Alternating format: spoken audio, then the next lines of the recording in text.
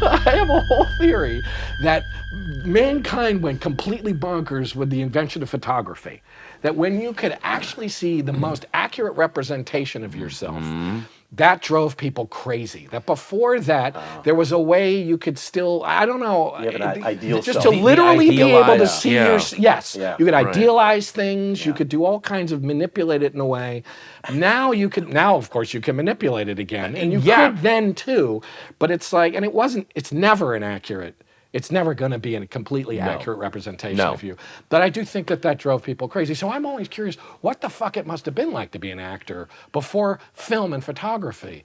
I mean, it must have been really freaky to people. Yeah. If you came out and you played the devil in the Middle Ages, people must have been like, oh, fuck that guy. That guy's the fucking devil. That motherfucker's actually the devil. Well, also, I think up until the early 1900s, acting was looked upon as a very low profession. It was not plumbing or something. It was literally plumbers were like that guy has a trade. This guy puts on dead people's hair and makeup and runs around on stage and says he's Julius Caesar. Fucking nuts. Like they were not. Truly. I mean.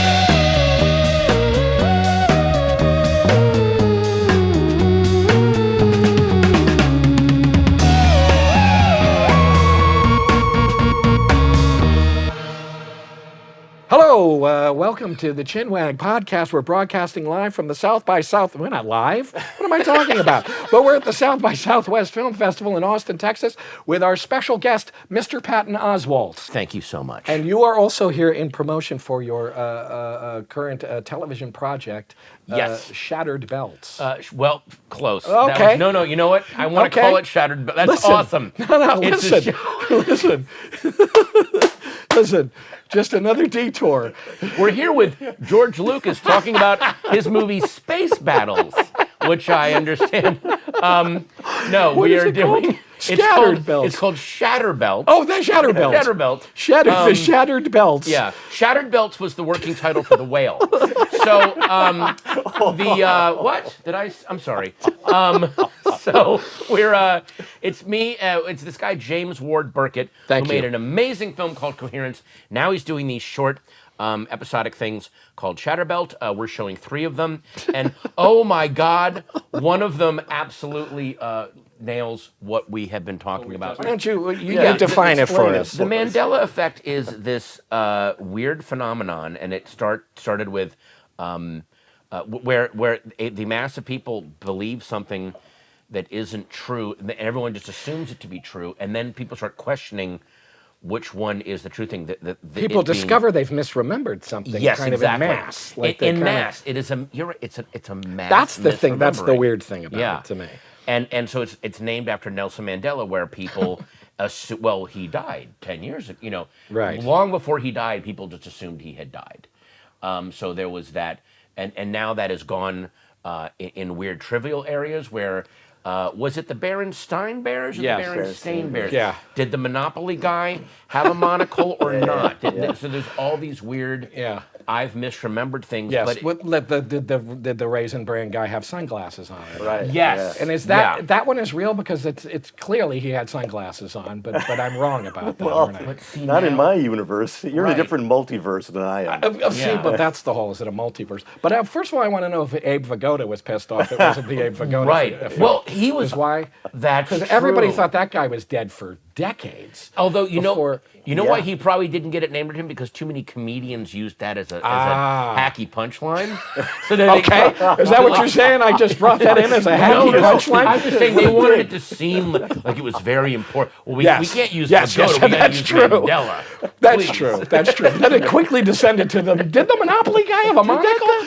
Hang on, was it Sinbad or Shaq that was in Kazam? Well, that one's actually very bizarre. Very and that's bizarre. actually the one that's the most kind of disturbing. And what is that? Because Sinbad, he was not in a movie or something. People think he was in a Shazam movie? No, was that Kazam. Okay. It's called Kazam. It's about a genie, and everyone thought, Sinbad played Kazam, but it was Shaq. But then people, again, now especially because you can deep fake anything, people were making fake posters that looked very real. Right. So then everyone's just constantly... We seem to be moving into an era of... it's like a cafeteria style reality where you can just pick the elements of the reality you'd like to live in. And I mean, we're obviously seeing this on huge political levels, but it also, I think, goes down to these weird granular personal levels like this. But I don't understand how it becomes a mass thing. And is it the mass thing? That's what's weird. Like that whole idea of like a kind of, I mean, isn't that what a meme originally was? Isn't that the original definition of a meme? Richard Dawkins had this idea, like you have a gene that spreads through the population. The meme originally was like a cultural gene, like an idea. Right. And then it becomes like a virus and it spreads through the whole population. So you think he said, Luke, I am your father, and in fact, what he said is no. I think he said no, I am your father. I am your father. Okay, right. And then, but then it's contagious. Like it spreads through the whole population somehow. Yeah. I mean, with like you said, with deep fakes, it's obvious. But before all that stuff, how did it spread?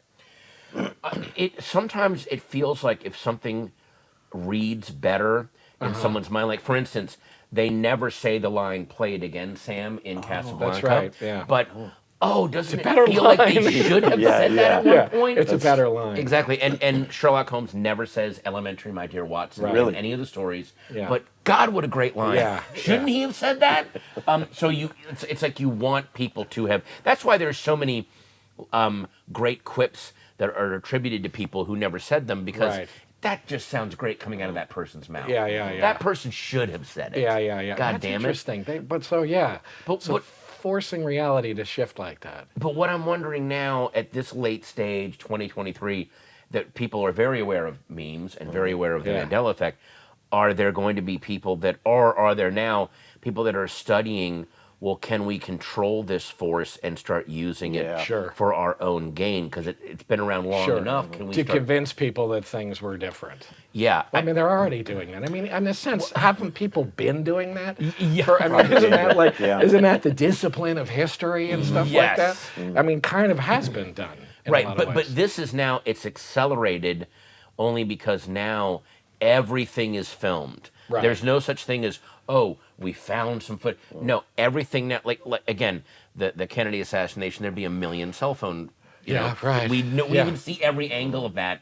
So then you'd have to convince people, well, what angle is worth looking at? Right, which one is the right one? You know, you can show people video, but now we've had implanted in our brains the idea of when we're shown a video of something happening, let me just hang on and see. Right. Like we don't accept what we look at in front of our eyes now. Well, we can't.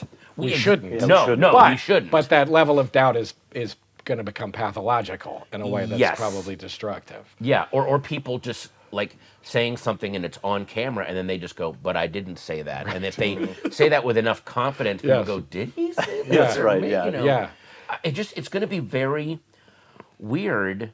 I just wonder what the positive, and I forgot who said this about technology, but technology is an axe. You can use an axe to cut wood, to build a fire and warm yourself. You can also drop an axe and cut your foot off. Oh my God.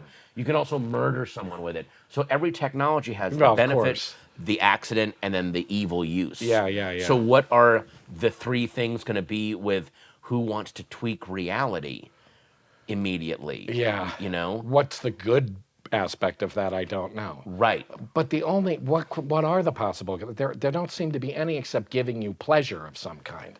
You know what I mean? Yes. That seems to be the only thing is kind of, which just further deludes you and makes you easier to like manipulate. So it's like, because I don't know what positive benefit is there really of being able to be like, oh, I can fake this or that. You could have like your historic heroes, and you could have them like engage in a rap battle. Have George Washington do a rap battle. Well, sure. Tupac, well, yeah, and I mean, you can, in a but that's all just a kind of like distraction. pleasurable distraction thing.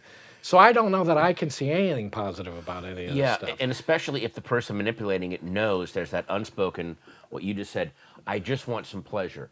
Okay, I'm going to give you some pleasure, and the cost of it is you're going to have to accept this lie. Yeah. But it'll be a pleasurable lie, and you'll accept it, and that's the unspoken bargain we have right now. Yeah, which is really creepy. Really that's creepy. The Matrix thing. Yeah. I mean, look, I've argued this too. There are people you could argue that. Wait a minute. So in the Matrix, we live in these goo pods, and we're hairless and have no muscles, and they pipe this. Which is true with me, by the way. That's actually how I live. So you're one of the elite that has the goo pod to yes, sleep in? I have the horsehair goo pod. I have the Swedish horsehair goo pod. There we go. That's right. That's mine. There's the it's elite lined right with Swedish there. horsehair, my goo pod. Absolutely. I'm ahead of the game. Sorry. No, just really quick though. But in that world, so you live in a goo pod and they pipe a reality into your head where you're living in this world. But then they wake you up from the goo pods to live in reality, which is this radioactive wasteland of slag and wreckage, and you're naked and screaming. It's like, well, we destroyed the world, and the computers were like, the best we can do for you guys is just put you in these goo pods. I'm sorry, you wrecked it. We didn't do this. Right. So there's an argument to like maybe put me back in the goo pod. No. We're already in our basements streaming our shows nonstop while the world goes to hell. Much better to be in that situation, I guess. Yeah. Well, that is all that like simulation. We live in a simulation thing, which is all sort of. And I mean, the Mandela Effect thing. Is there a multiverse explanation for the Mandela Effect that it goes beyond this? Technology aside, we're actually like toggling back and forth between two realities accidentally. Yeah. Is that a theory too? Yeah, that's a theory that we've now, especially with the microchip and being able to store so much information in our reality, it has created these ruptures where we can go, like you said, we can go back and forth, and the toggle is a random switch being thrown. So one day it's the Berenstain Bears, and one day it's the Berenstain Bears. Right. And you so just it's got to going back roll and with forth. that. It goes back and forth, and we don't control it anymore, but someone's trying to control it. But somehow we've become aware of it. We've become aware of it. We're aware of it, but we're aware of it on an animal level. We can't control it yet. Like we must have been like on an animal level aware of electricity, but it took centuries to learn to control it and use it. It was there. Someone had to pull it out of the sky and start using it. So the multiverse is there. No one's just pulled it out of the sky and either weaponized it or domesticated it yet. So some people, my students, think that the CERN super collider might be involved as triggering the multiverse splitting or something. Oh, really? Yeah. Because it's like it created like a mini black hole or something. Some kind of fissure between the two. Well, that thing is suspect. Who knows? I mean, that thing sounds really sketchy. Yeah. I'm like, what? And plus the fact the whole thing broke down because the guy left like a battery out in the rain. Didn't he? Didn't like a light bulb burst? Yeah, no, some guy literally was like, oh shit, I literally left some batteries in the rain, and they were like, gotta shut the thing down for a little while and get some fresh batteries. I was like, you gotta be kidding me. I was using it to charge my phone. Exactly. Oh my God. Well, that's interesting. The simulation thing though is, I mean, I guess it is still basically a Mandela Effect idea. Yeah. I don't know that I totally get the simulation thing. It's that somebody in the future has created this game that we're in. Right. Or this simulation that we are in. But it's somebody completely separate. They're like on who knows what they are or where they are. Or they're in our future. Or how far ahead the future is, right. Right. Yeah. We would catch up with their future at some point, or like... Or you're looking it at me like matter. I fucking know what Listen, you're the philosopher. I figure one of you guys has to have the answer to this. What else are we doing here? There's another theory. Where the hell did I read this? But I kind of like it just for the science fiction aspects of it. That the Bible isn't actually an ancient text. Right. It is a future cheat code. But it's written symbolically. It's a symbolic representation of our own consciousness. Oh wow! Christ is the one that we have to free, and But it's a wow. Future I've never heard that. That's really cool. It's a future cheat code for escaping this simulation. Oh, that's interesting. It's like the Talmudic stuff. That's super Jewish interesting. Right. I've never heard that. Yeah, and there's that film Noah. There's really? That's where we're going to go now? There is, if you watch the film Noah, Darren Aronofsky, Noah. Yes. There are, if you watch it closely, it's so clear that it's actually taking place in a far-off post-apocalyptic future, not during biblical times. Oh, that makes it much more interesting. Exactly, that this is a weird cyclical story that keeps getting told. That's intentional. It's very must intentional. be. Yeah, if you watch it, you're like, oh wait, this is a post-apocalypse. Oh, that's really cool. This is Wow. we are I didn't know so far into the future now that it looks like it. We've so wiped everything out that it looks like biblical times. No shit. It looks ancient. I need to yeah. see that again. That's interesting. Okay, here's another weird Please. alley to go down. But this is a bit of a brag. I'm gonna drop a name. Uh-oh. I became friends with Harlan Ellison. Oh, Wow. Yeah, awesome. before he for the That's amazing. the last Yeah. 10 years of his life. That's I a was that's a good name. That is. That's a good name. Yes, it is. Well, Harlan, talk about living in a weird reality. In the late 50s, Harlan was a struggling pulp writer, Yeah. living in a hotel in Times Square, and his hallmate was L. Ron Hubbard. Jeez. Really? L. Ron Hubbard, he goes, was the nicest guy you'd ever met. Yeah. We were cranking out whatever we'd write a porno, a western. We would just, and then we'd take our voucher down to Ziff Publications and get our $30. Amazing. You got a penny per word. or Literally, whatever. it was literally Yeah. write a 3,000 word story, $30. Amazing, amazing. $2 pays my rent. Amazing. 50 cents my gets me a God. spaghetti Gets dinner. me- And down the hall, here's L. Ron would gobble bottles of amphetamines and could write Just a novel bang in a these night. things He out. could bang Oh, out a novel. Yeah. Harlan could write a story. And he goes, and L. Ron was perfectly average. A couple of things he wrote were actually pretty good. actually pretty a lot good, of yeah. The Slaves of Sleep and Fear is amazing. Well, there's another one, Fear, but there's another one I just read. That's like the template for all the post-apocalyptic things. Yeah. The fuck is it called? I can't remember. He also wrote one called Typewriter in the Sky, where a Uh-huh. guy is living this shitty life, and what he realizes is this pulp writer is sitting in his bathroom and is writing the guy's life, Right. and is making the guy's life. He awesome. kind of it's set, awesome. he set All he right. set a lot of tropes up He for did, things, yeah. which is actually something people don't credit him with. Right, but he was also just a workhorse and didn't care Yeah. either way. Just, what do they want? They want a porno? I Yeah, got you. yeah, yeah, There yeah, you yeah. go. And Harlan's like, now fast forward to 50 years, I live on a planet where this hallmate of mine, Yeah. who was a perfectly average writer, now commands a Yeah. zombie army Yeah. who will do whatever he wants. Like Sure. that reality is That's debatable, of course. Well, whether that it's- is debatable. Right, yeah. exactly. It's very debatable. Yes, That versions. reality seems impossible. That seems talk about something that seems multiversical, or that Yeah. seems crazy. Exactly. How did that happen? Right. Well, I mean, it's a whole other can of worms. We've opened up a whole other area of Did Harlan inquiry. Ellison feel like basically reality had lost its moorings and Or sometimes shit gets out of hand. Yes. Somebody starts something, and then you get that moment. There's moments in A Hard Day's Night where the Beatles are doing their concert, and John and Paul look over at each other, and they just start laughing. Well- We're like, we were just playing in strip Yeah, all clubs. those, yeah. all those And we're Dylan literally documentaries. changing. Like, yeah. what the fuck is all that, like, happening? don't look back in those. Oh, Dylan when things, that you're guy just yells out holy Judas, shit. and he's like, Yeah, what the just whole thing just goes off happened? the rails. Yeah, and yeah, starts yeah. like, well, for sure. And I mean, this is the whole legend that L. Ron Hubbard started. Well, I think initially there was an impulse. There was an actual impulse to like create a kind of.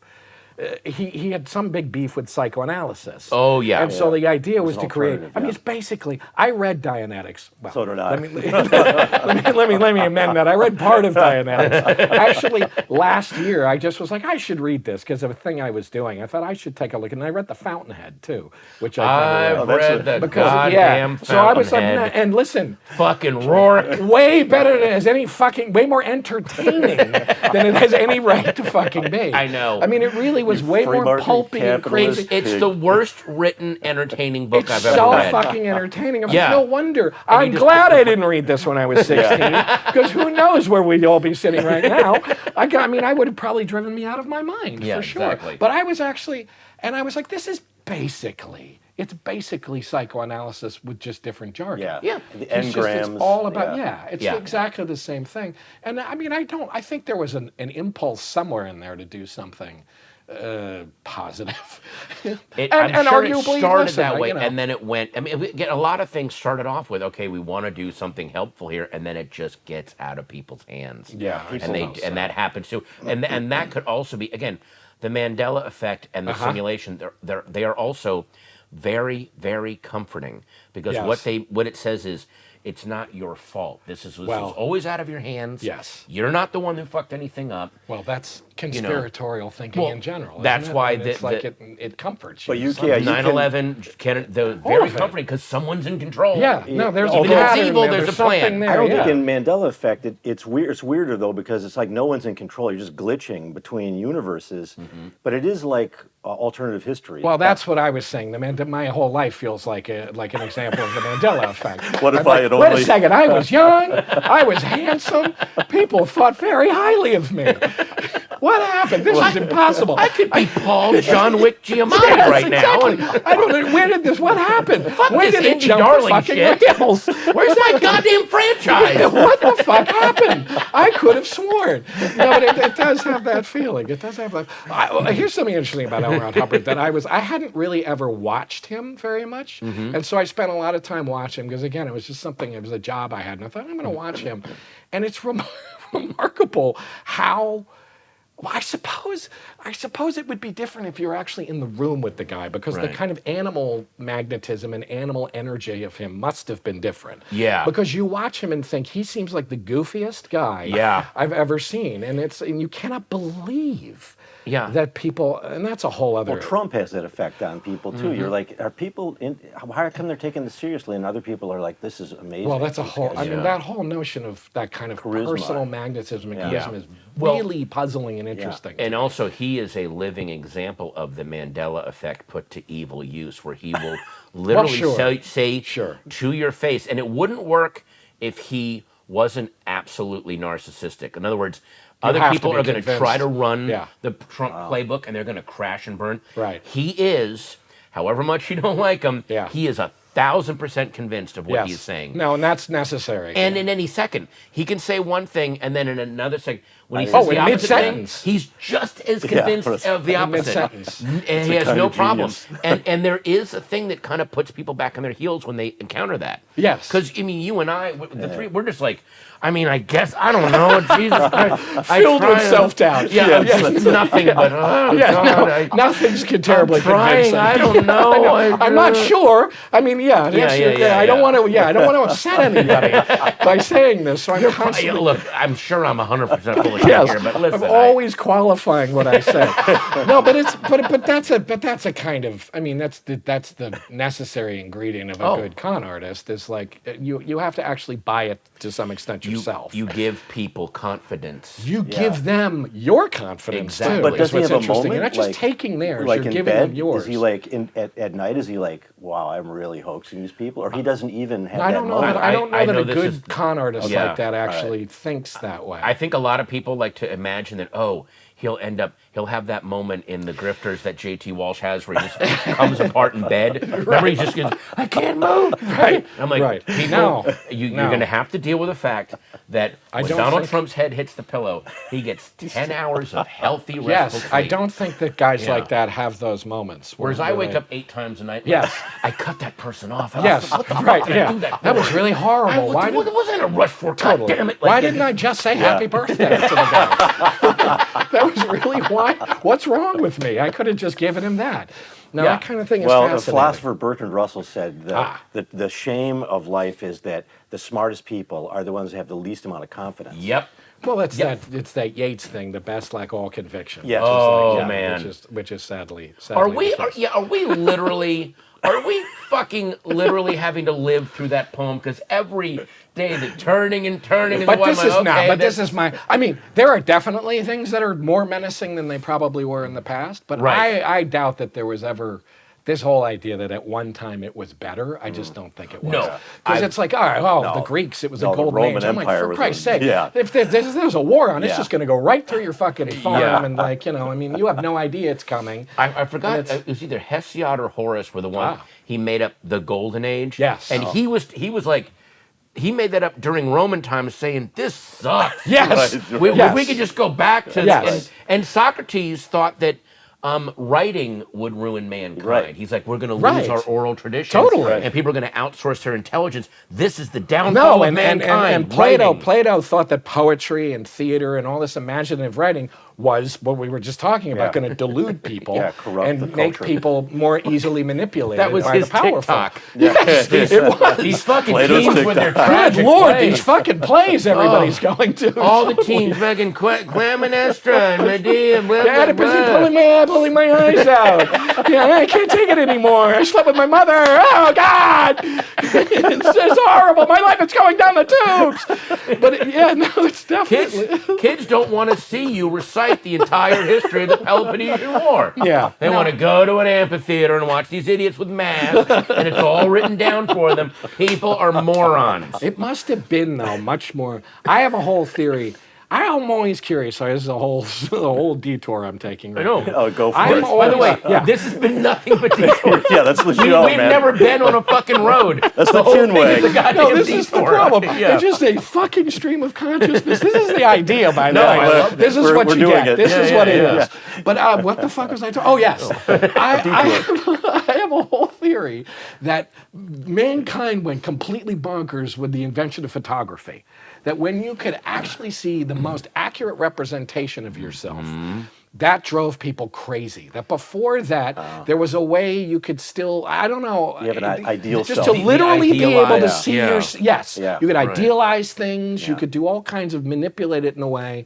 Now of course you can manipulate it again. And you could then too, but it's like, and it's never inaccurate. It's never going to be a completely accurate representation of you. But I do think that drove people crazy. So I'm always curious what the fuck it must have been like to be an actor before film and photography.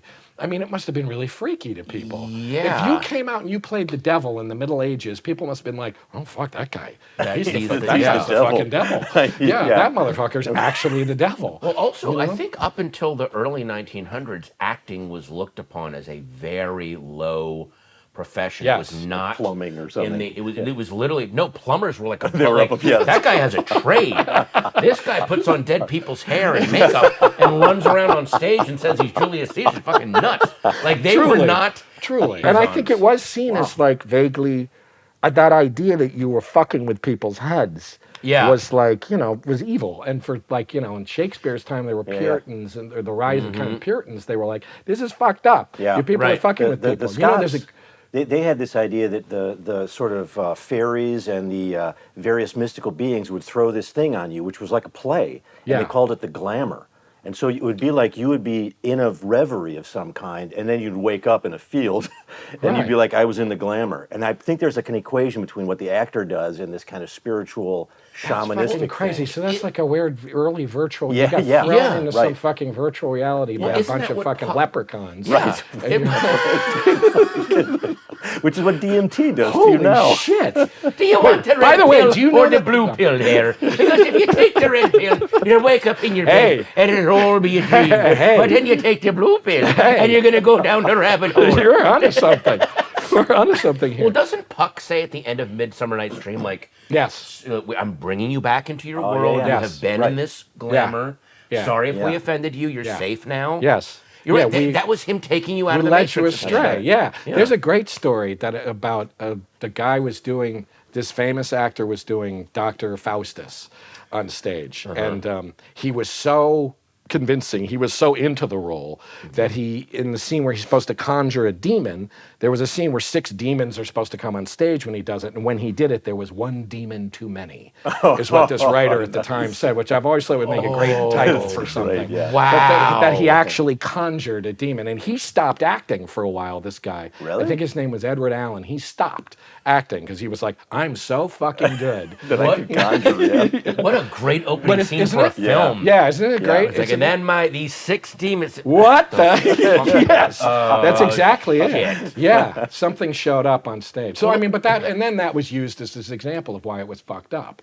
'Cause it Maybe was- maybe there's a certain level, and it takes where human beings can only process so much information, and when it gets beyond where they can process, that's where you start seeing demons, UFOs. Like we can't deal Or with what Mandela we're looking Effect at, or the kind of Mandela stuff. Yeah, Effect. well, that's- Apparently, when like Paganini would play, he was this amazing, and for his time, he would wear these tight pants, and it was just too much for people, and people would write about like I saw demons like moving. Oh, that's Yeah. right. He But had they a legend. couldn't Yeah. deal with. I think that's really true. Yeah. I Yeah, think you yeah. hit the limit of what you can know. You hit the uncanny. Mm-hmm. You hit the limit, and for a lot of people, that's pretty close in. It's a Yeah. You know what I mind mean? blower, yeah. It's Yeah, like for yeah. a lot of people, that's not far out, and so Yeah. it's like you begin to just go bananas because stuff is inexplicable. Weren't there reports during Victorian times of huge, impossible airships and dirigibles? Yes, there was yeah. a lot of that. There was a lot of Yes. that people would see, and then in the 40s when the jet age happened, those turned into UFOs. Yes, Yeah, yes.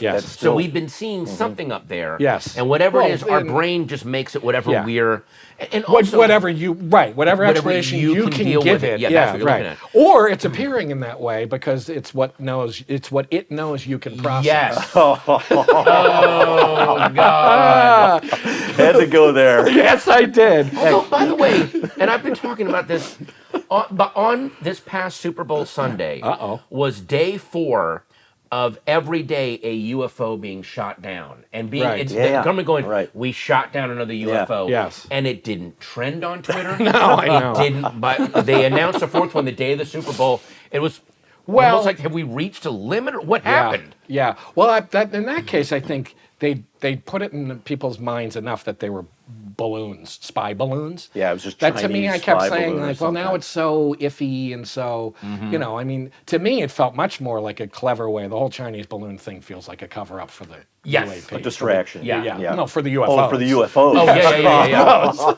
yeah. You did it again. I know. No, it's- I'm always going to go there. It's like, but I think great. that's what it's a cover up. For. Okay, well, I'll play the skeptic here.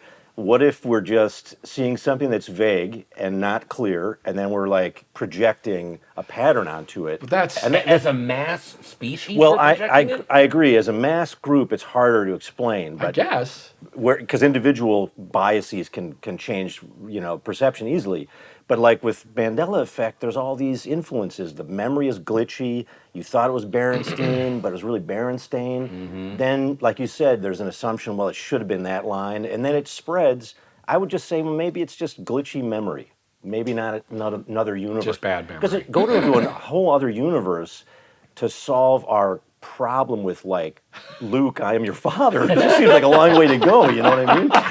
But that's exactly that thing I always say about the more banal it is, the more I buy it. Yeah. Actually, like Yeah. in psychic stuff, Okay. if the more banal a psychic thing is, it's not like I said that I dreamed I got eaten by a crocodile and then I got eaten by a crocodile. It's like I dreamed something completely pointless, like the toaster broke and then the toaster broke. And it's like that always Okay, convinces all right. me more. The banality of it is what convinces me. Okay, but what would convince me is if half the population thought JFK was still alive, and the other half thought At this he point, half the population maybe, does. Yeah, That's a good point. That's a good point. Yeah, when you find when you read that QAnon has 10 million members, Yeah. like we've reached a weird tipping point now Yeah.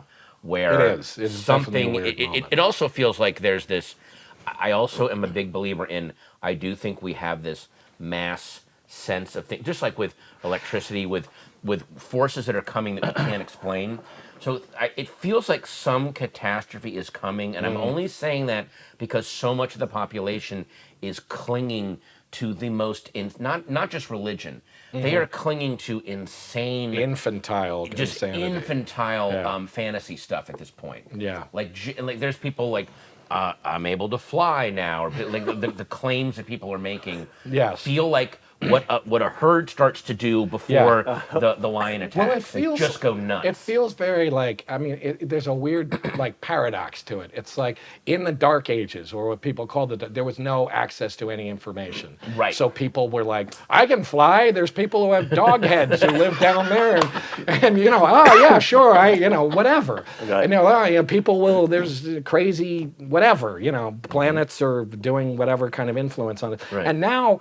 It's the same thing because we're just smothered by too much Yes. information. Yeah, right. So it's I like a absolutely weird, like agree with that. inverse thing. There's too much. Yeah, I And it's agree. having the same effect. I agree. That it's driving people out of their minds. And that's You my can't whole thing. Is that discriminate anything for no truth. It's just all coming at you, all equally valid. It's on TV. It's yeah. My thing about that too is it isn't even necessarily the amount of it. It isn't even necessarily the content, which is crazy and weird, and there's a lot of it. It's the speed with which it's hitting my people. God. That's what I think is actually the problem. Is we can't process it because it's hitting us all too fast. Yeah. And speed is a really pernicious thing. Like it just can't keep up. It's driving you crazy because there's too much coming at you. And there's no breather. There's no like. There used to be, you'd get the information. Like it was, Walter Cronkite would do his show, and then Severai would come on after and go, "Here's what this all means. Here we're going to put this together." That's gone. Yeah, there was a monoculture that everybody could argue with it, but there was one narrative, like Cronkite or whatever it was, and there were these facts. My students, I asked them, and they're just like what you were saying earlier. We're all living in these little information bubbles. They used to be when they were young, they'd all know the same bands and the same shows. They don't even know each other's shows or bands or anything. Because there's too many. Yeah. I had a weird existential moment where I'm writing something. I'm developing a TV show, but there are so many TV shows on now, and they're all so fucking good. It'd be one thing. Everyone was like, "This early '70s was a golden age of TV." Look, there was you had All in the Family, MASH, Mary Tyler Moore. Okay, you just named the 3 good ones. Everything else was crap. But do you really think now that it will be looked upon as a different thing? Will people 50 years from now look back and go, "All of this was really good"? TV right now is the way that movies were in the early '70s, where just one after the other amazing visions People are were coming doing out. really awesome. But I was writing, and in my mind, I'm like, I feel like this has already been done because there's no way to keep up with what is on TV anymore. Yeah. I've heard of there's a comic that I love reading called Paper Girls, and I was like, this would be a great TV series. Yeah. And then I found out that it was a TV series when they announced they had canceled it. That's when I found out. I didn't even know it was a series. I'm like, what the fuck is happening? No, it's very strange. I remember when there was that show on about like the first man on Mars with Sean Penn, and nobody watched it, nobody heard of it, and I was like, wait a minute, there was a show on the first man on Mars with Sean Penn, Sean Penn. and nobody fucking heard about it or even watched it. It's crazy, and that part of that is just the speed with which everything is hitting people. It's too much. I think it's too much. And you're not giving your mind time to sort your shit out. Yeah, you have to dump it occasionally. Yeah, and there is a generation after my daughter. My daughter and her friends are very wired. How old is your daughter? She's 13. So unfortunately, they are very wired. But apparently there's a generation coming up that, because every generation rebels against whatever, that is now this new status is, I have no Instagram. I have it seems you like they have a can't choice text me. to. You have to and building that's furniture by hand and but not even, play the trombone. Repair a player piano. Only player pianos. Go to the Western Union office and get my telegram that I sent Western you. Union. But like there's this new, that will become the new cool status is, oh no, to you not can't have find this me stuff. online. That is cool, actually. Yeah, which gives interesting. me hope. I did this movie with this actress who's very young. So she and her boyfriend came over there in their 20s, and neither of them had seen Goodfellas. And Goodfellas, which is a 2-hour plus movie. Yes. Which for them is oh my God. And it made me so happy because that movie feels like it's 10 minutes long. It is. Yeah, it does. It really the does move velocity of fast. that film. Yeah. And they were just so like, oh my God. I'm like, yes. Movies can do this. Yeah. I had that felt experience really in My Son with Apocalypse Now, the same thing. And I had that moment of going like, wow, it's over already? Yeah. I What was the like, I hell? thought this thing was a hell of a lot longer than this. Right. Did he get drawn into it? Very much so. Okay. Oh, yeah, yeah. very much so. No, he loved it, and as he should. I was really glad, because if he hadn't, that movie would have been it. Yeah. You got to move out. Man. I'm sorry, dude. You're dead. You can go for it. You're done. I'm packing up your shit. I'm clearing out your locker. You're done. You're not playing anymore. So how was Apocalypse Now? Suck. Han Solo's wearing glasses, and then he drops some folders. That's when I shut it off. It's stupid. Yeah. Han Solo wouldn't drop a bunch of folders. I forgot he was in it. Yeah, I forgot he was in it. Well, maybe he wasn't. Deep Maybe. reference. Oh, wait a minute. Did you see what I just did there? Is he in there? Yep, see that? Holy So I just shit. flipped it right back around.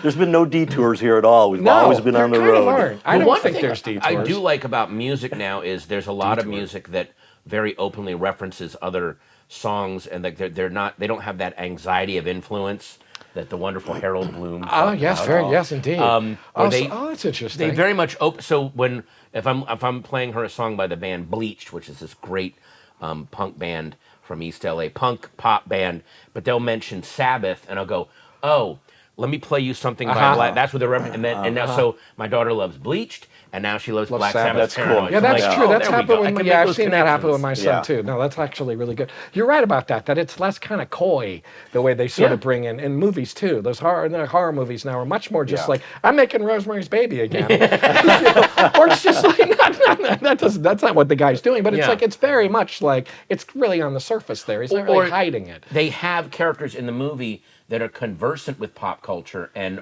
that's why Scream was so revolutionary. The first one, all the characters are like, I know every trope. And then they still get killed, which actually ups the ante. Like, wait a minute, I would be that smart in that situation, and so I'm still going to get killed? Why is this happening? Yeah, that was I love that. Yes, that's But you know, in the music thing, like it used to be that the genre was a way to have your identity. Like, I'm the guy that likes this kind of stuff. But that's changing now because, like what you said, is there's this kind of open just exchange between genres where and my son and younger people don't even think twice about mixing up hip hop and country. And well, it's when subculture and niche culture just becomes mainstream culture. You know what I mean? Oh, it just fragments. And, you know, mainstream culture just becomes all that shit. Yeah, you know what I mean, it's guess just so. everything. Every counterculture at one time will it be used to co-opted. At one time it used to be like I'm really interested in whatever weird ass porn, and I could only get it because some guy fucking mimeographed it in his house in Indianapolis and stapled it out and sent it to me. Just fucking.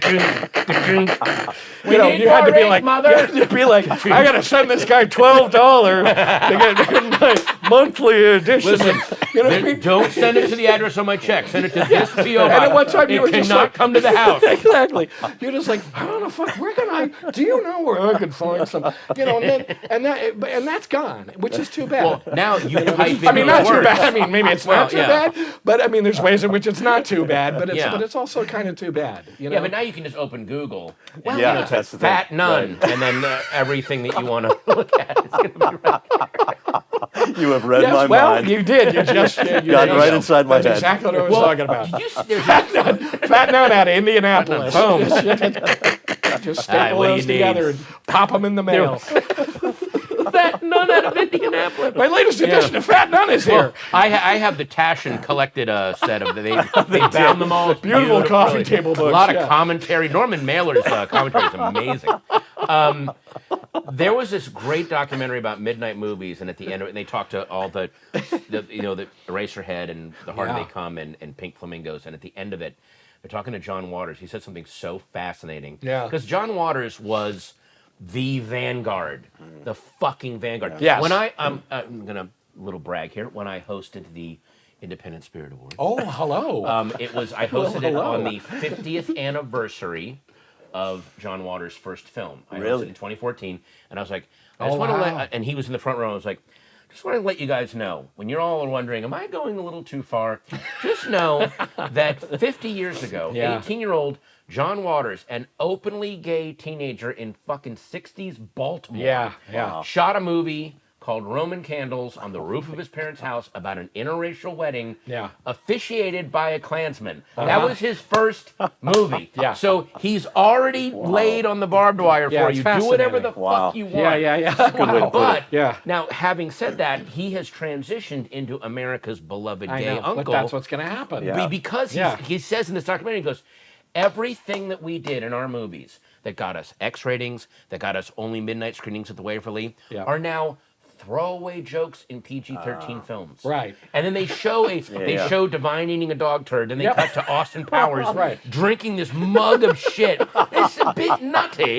Like, and everyone's like, it all gets co-opted. No, it's true. It's impossible to do that kind of thing anymore, is it? Yeah. So it's only more extremity. At what point does it get to like how far do we go? Okay, now here's a question I think you guys will both be into because you guys are into before I bring up snuff films. Let me stop Somebody you there. stop me before I start talking about snuff films. You guys are into monster films, and we were talking about monster films like that we grew up on. We're kind of there's Universal films, but now they're increasingly sadistic. Like there's more and more torture in them. Yeah. And like when I grew up, it would be like Dracula and there was the hardly Wolfman. any blood in them. And now they're just brutal. I wouldn't want to have a kid see.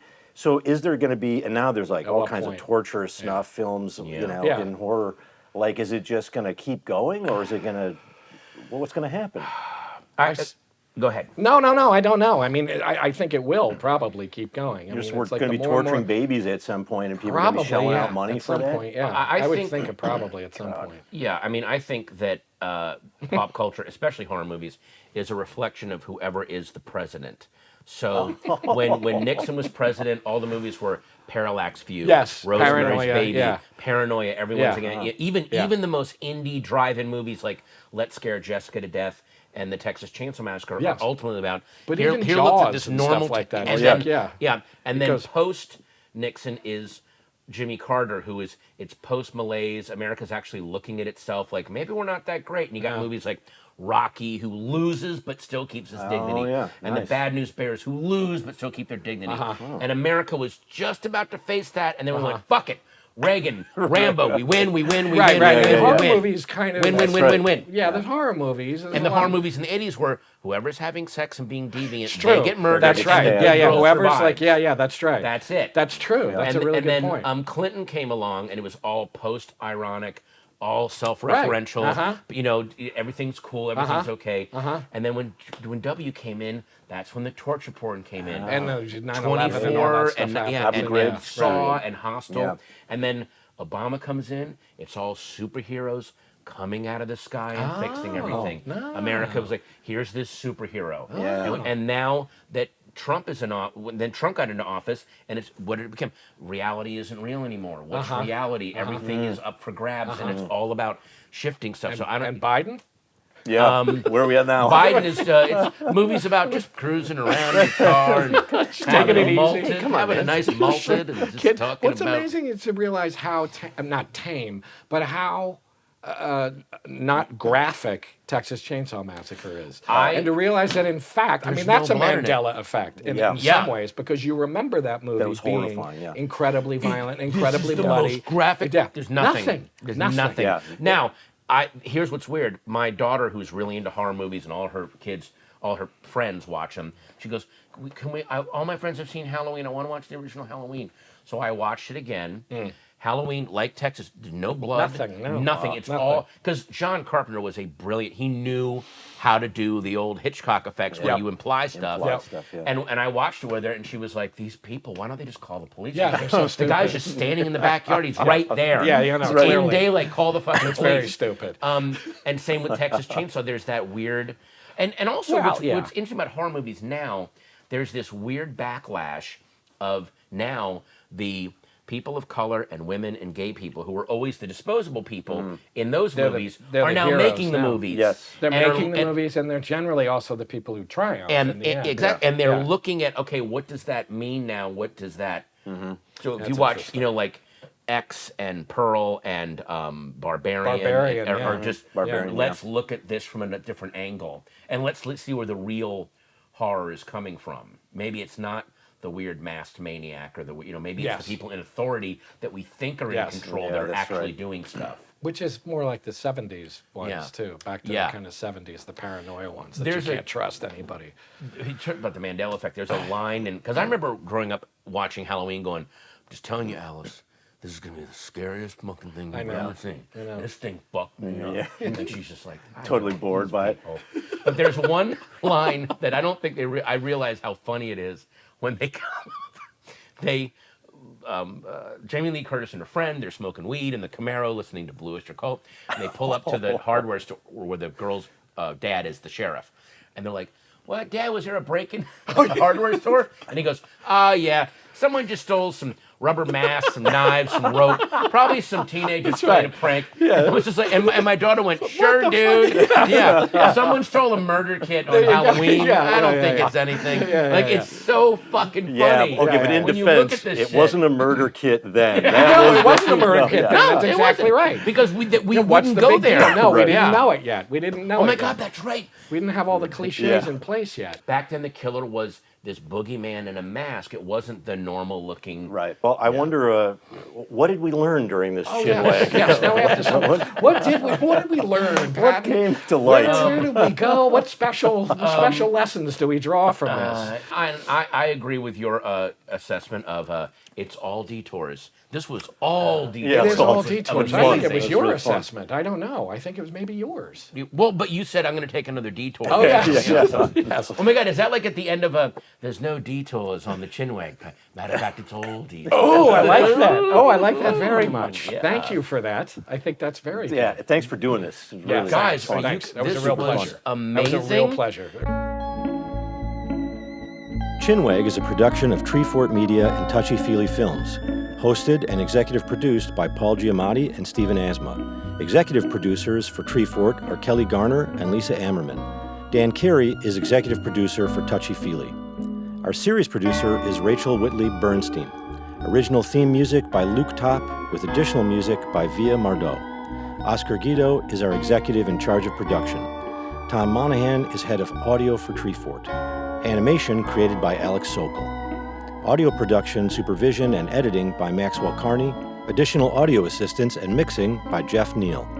Video editing by Brian Barczewski, with additional production management from Renee Levesque. Lastly, for more information, go to chinwagpod.fm and find us on Instagram or TikTok at chinwagpod or on Twitter at chinwag_pod.